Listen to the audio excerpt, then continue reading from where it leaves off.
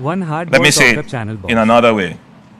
I hear the cry of every baby that is now hungry in a community that is not yet reached.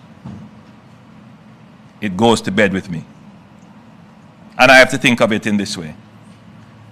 Do I try myself to jump on a helicopter with a package to reach the baby that is crying?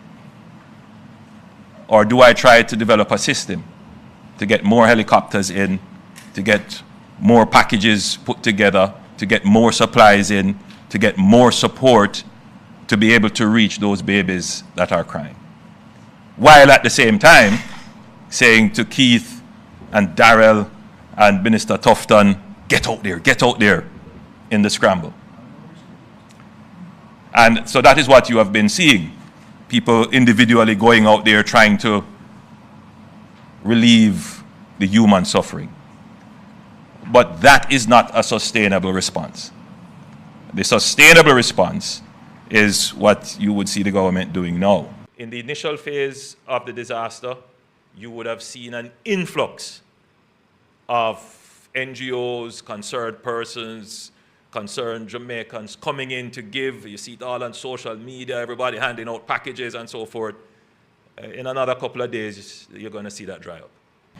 But the conversations have moved past the relief stage now, where we're talking about recovery, and that's where I am engaging several world leaders as to how they can play a role in the recovery from the disaster.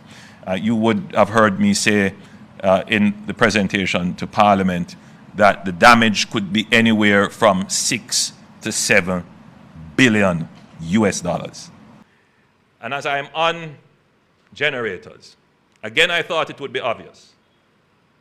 But these days, I learn not to take everything as obvious. You have to explain in excruciating details, because there are those who either don't know or are deliberately trying to confuse. And let me explain in excruciating details. There are 900,000 Jamaicans impacted. 150,000 houses. So far, Minister, you can recall how many generators we have gotten? It's less than 1,000. 500. Now, all of the smart people who are talking about how we use the generators, how do I decide who gets out of the 900,000 people who could claim 500 generators? That is a conservative estimate. I have seen one economist saying something much more. I don't want to be alarmist. I keep saying to people, do not listen to the mischief and nonsense. And as your Prime Minister, my job is to make sure that you have the information. You can do with it what you want, but the record must be there, so that those who are vested in mischief, who carry information falsely with malice, that you can counter them. So a lot of the nonsense you hear, you can dismiss it. How you feel will largely guide how you act.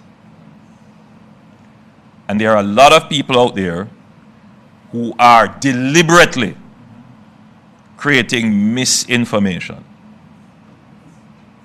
And my job is to give you the correct information. If you choose not to listen to it, that's your business. 500, it's less than 560 generators so far. Target now is to get at least initial welfare and humanitarian response to every single Jamaican who has not yet gotten. None of those generators will be used in the program I just mentioned, which is to provide a loan or a grant to businesses that we're trying to stand up to ensure that the private sector supply chain starts to operate. In addition to the rebuilding support, we have to consider some relief support for them. So in the first phase, the goal is to quickly stabilize households and make damaged homes livable with longer-term rebuilding plans, while longer-term rebuilding plans are put in place. And so this will include distribution of shelter kits, heavy-duty tarpaulins, shrink-wrap roofing solutions, and emergency repair materials. And that will be provided to those persons who, by our assessment, we know they definitely cannot rebuild. That assessment is underway. The Minister of Labour and Social Security has reported to me that they have done just over 16,000 assessments across the island so far. So you know they have a little way to go, but we're going to ramp up, as I said earlier, the core of assessors so that we can do this very rapidly.